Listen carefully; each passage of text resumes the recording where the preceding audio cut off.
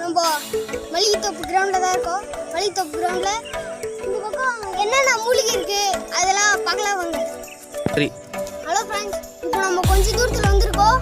இங்கே ஒரு கொடியெல்லாம் இருக்குது. இந்த கொடியில் ஒரு ரெட் கலர் ஒரு பழம் இருக்கும். இந்த பழத்தெல்லாம் சாப்பிடாதீங்க, இதெல்லாம் விஷ உள்ள பழங்கள் இதெல்லாம். ஹலோ ஃப்ரெண்ட்ஸ், நான் சொன்ன ரெட் கலர் பழங்கள்லாம் இதுதான். இதெல்லாம் விஷம் உள்ள பழங்கள். இதெல்லாம் நீங்கள் சாப்பிட்ற பொருள் பிச்சு சாப்பிடாதீங்க. ஹலோ ஃப்ரெண்ட்ஸ், உண்ணிப்பழம் அப்படின்ற ஒரு செடி. இந்த செடியில் வந்து இந்த கொத்த ஒரு பழம் இருக்கும். இந்த பழத்தெல்லாம் சாப்பிடலாம், இனிப்பாக இருக்கும். ஆனால் இப்போ என்னன்னா இந்த சீசன் இல்லை இந்த பழத்துக்கு. இந்த பழத்தை நான் நிறைய தடவை சாப்பிட்ருக்கேன், ரொம்ப இனிப்பாக இருக்கும். ஹலோ ஃப்ரெண்ட்ஸ், இதுதான் அந்த காய். இது பழுத்து கருப்பு வண்ணத்தில் ஆனாதான் இந்த பழத்தை நம்ம சாப்பிடணும். பச்சையாக இருக்கும்போதெல்லாம் சாப்பிடக்கூடாது.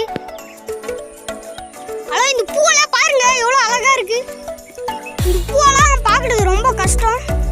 கொடியாக வளரக்கூடிய செடிங்க இதெல்லாம். இங்கே பாருங்க, சிலது இலைகள் எல்லாம் கலந்துருக்கும், ஆனால் இது மட்டும் தனியாக இருக்கும்.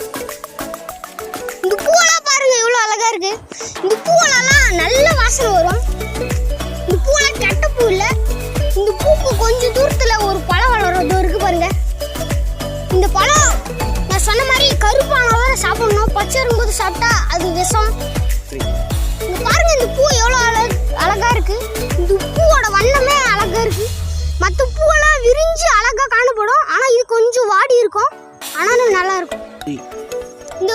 இது பேர் வந்து தூதுவளை.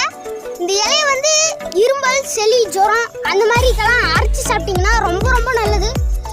அதே மாதிரி கூடிய சீக்கிரத்தில் 2 நாளே நல்லாயிரும் உங்களுக்கு. ஹலோ ஃப்ரெண்ட்ஸ், இந்த பூவெல்லாம் பாருங்க எல்லோ கலர் எவ்வளோ அழகா இருக்கு. இல்லை அடிக்கடி பூச்சி வந்து உக்காடுறதெல்லாம் ரொம்ப அழகா இருக்கும்.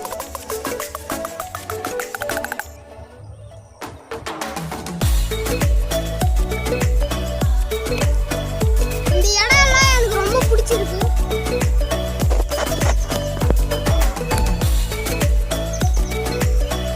இங்க பாருங்க, இந்த இடம் ரொம்ப அழகா இருக்கு.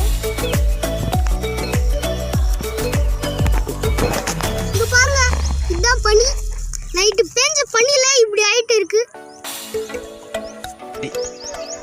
பாருங்க ஃப்ரெண்ட்ஸ், இதுதான் கிரிக்கெட் பீச். இந்த கிரிக்கெட் பீச் இன்னும் ரெடி ஆகல. இது ரெடி பண்றதுக்கு தான் நாங்கள் அதுக்குன்னு தனியாக ஒரு ரோட் ரோலரை வச்சு ரெடி பண்ணிருக்கோம். இந்த ரோட் ரோலர் இதுதான். ஃப்ரெண்ட்ஸ், இப்போ ஒரு டைலாக நான் சொல்ல போகிறேன். நீங்கள் நிறைய டைலாக் தெரியும். இந்த டைலாக் எப்படி இருக்குன்னு பார்த்து சொல்லுங்க.